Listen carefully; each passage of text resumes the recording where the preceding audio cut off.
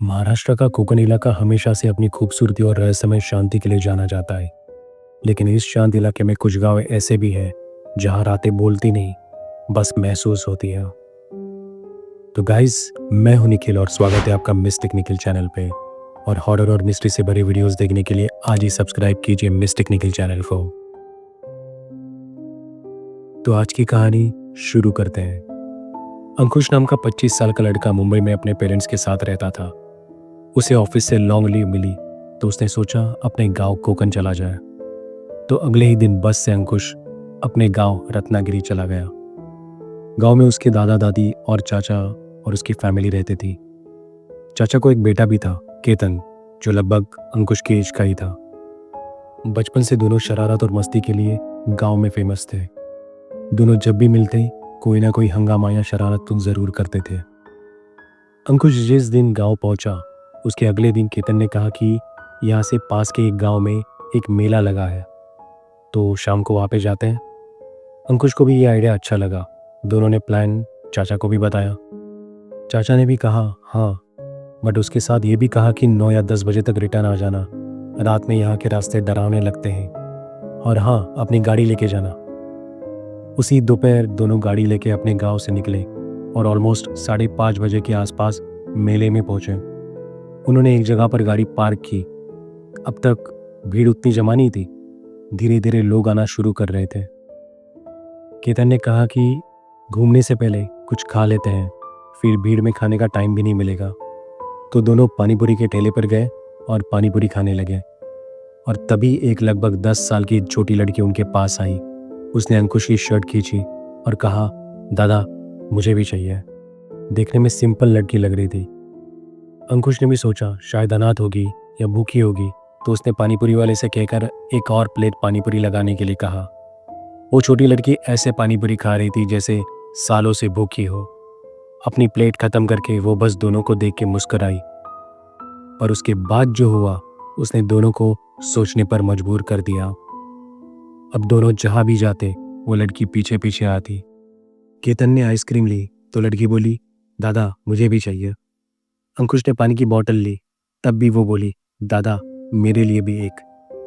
पहले तो दोनों को मज़ा आया। दोनों उसके साथ मजाक करते हुए खाने पीने के लिए दे भी रहे थे।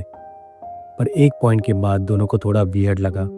केतन ने कहा भी कि चलो यहाँ से चले जाओ, मम्मी पापा कहाँ है तुम्हारे, या जिनके साथ आई हो उनके पास वापस चली जाओ।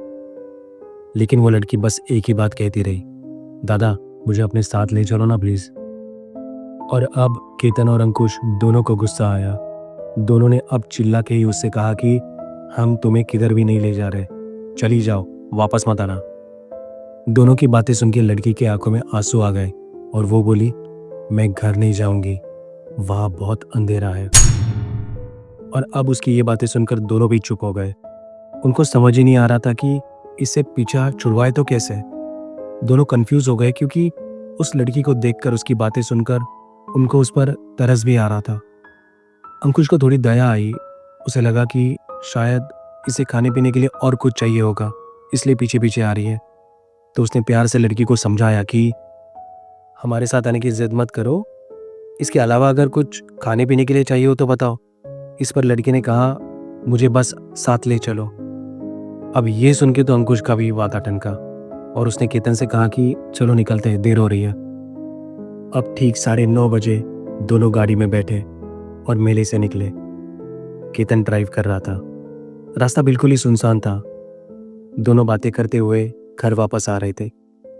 तभी दोनों ने देखा कि वही छोटी लड़की रोड के साइड में खड़ी है और हाथ दिखा रही है।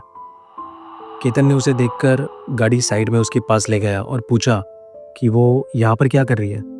लड़की ने फिर वही रट लगाई कि दादा प्लीज़ मुझे साथ ले चलो। अंकुश ने उसे फिर समझाया कि हम तुम्हें अपने साथ नहीं ले जा सकते, तुम अपने घर चली जाओ। तो वो फिर रोने लगी।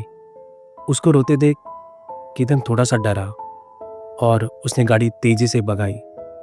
दोनों बातें करते हुए आगे बढ़ने लगे कि कैसी अजीब लड़की है, पीछा ही नहीं छोड़ रही। उसके बाद अब वो थोड़ी ही दूर गए होंगे तो फिर वही छोटी लड़की उनको रास्ते के किनारे दिखी, जो उनकी गाड़ी को देखकर हाथ हिला रही थी। केतन ने गाड़ी रोकने के लिए गाड़ी थोड़ी स्लो भी की, पर तभी अंकुश को थोड़ा कुछ वियर्ड लगा, कुछ डाउट आया और उसने झट से केतन को कहा, नहीं नहीं नहीं, रुकना नहीं, जल्दी से यहाँ से निकलो। केतन ने भी गाड़ी की स्पीड बढ़ा दी। अब तो दोनों डर गए। दोनों को ये समझ नहीं आ रहा था कि ये छोटी सी बच्ची इतने कम टाइम में हमसे आगे, इस गाड़ी से आगे कैसे जा सकती है। और इसके बाद तो वो जैसे जैसे गाड़ी भगा रहे थे वैसे वैसे वही लड़की उनको हर बार रोड के साइड में हाथ हिलाते हुए दिखती। अब ये देखकर तो दोनों की हालत खराब हो गई। दोनों के माइंड में एक थॉट आया कि क्या वो लड़की सच में जिंदा भी है या कोई आत्मा। ये बस सोच के ही दोनों के पसीने छूटे। एक पॉइंट पर जब वो गांव की बॉर्डर क्रॉस कर रहे थे तब वो लड़की उनको आखिरी बार दिखी। जब उन्होंने उस लड़की को क्रॉस किया तो अंकुश ने मिरर में पीछे देखा तो वो लड़की रास्ते के बीच खड़ी रहकर हाथ दिखा रही थी। तब तक दोनों ने उस गांव की बॉर्डर को पार भी कर लिया था और लगभग 10 या 10:30 के आसपास दोनों अपने गांव, अपने घर पहुंचे और बिना कुछ बोले सो गए।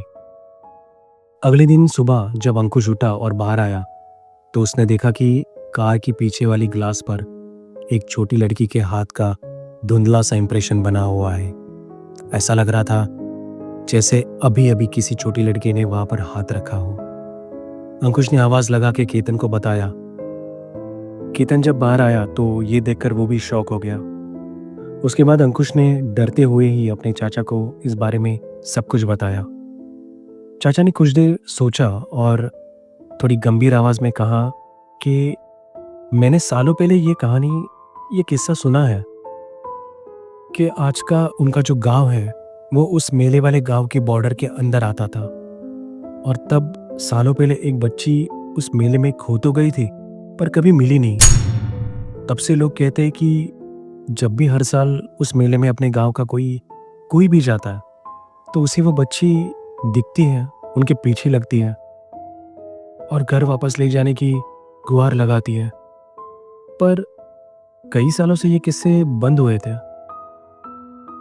अंकुश और केतन ये सब सुनकर तो फ्रीज हो गए।